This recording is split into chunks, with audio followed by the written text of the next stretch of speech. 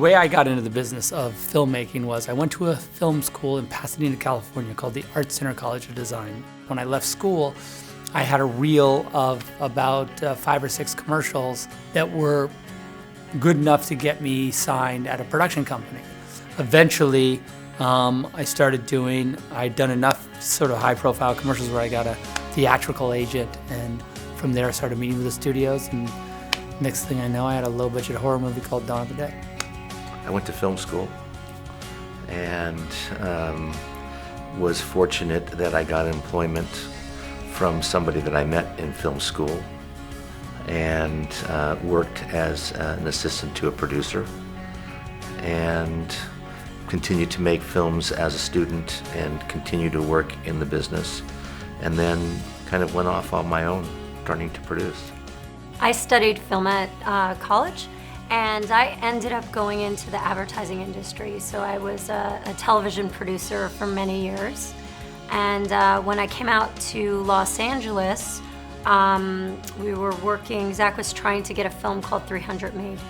And I said, well, why don't we do like an ad for it?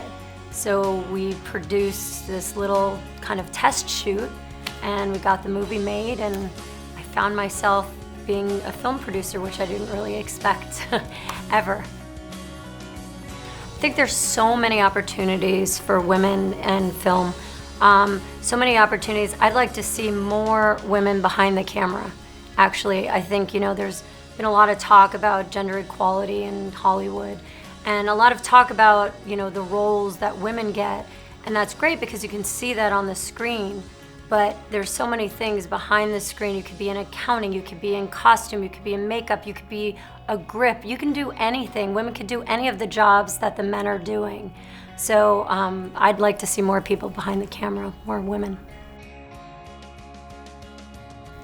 I would say that the most important thing for a young filmmaker to keep in mind, I think, as they go forward is to remember that the most powerful tool that you have is your point of view, right? There's nothing else. The point of view in movies is the whole thing. So the way you do it, the way you see, the way you want to photograph a scene, or the point of view on the actors and on the emotions and on the story that you have is the most important thing. And it is the thing that will separate you and make you rise to the top. I would say work hard at whatever you're doing.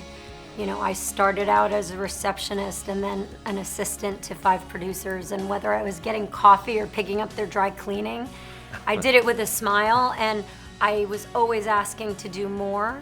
And I think being tenacious and just being happy at what you're doing, people will then notice it, and then will give you more responsibility, and then you could grow.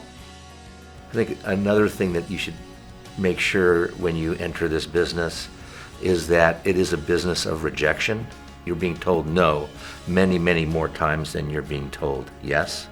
And so it's really important that you realize it's not personal, that it's just part of the business that you've chosen or the occupation that you've chosen, and to never take that word seriously.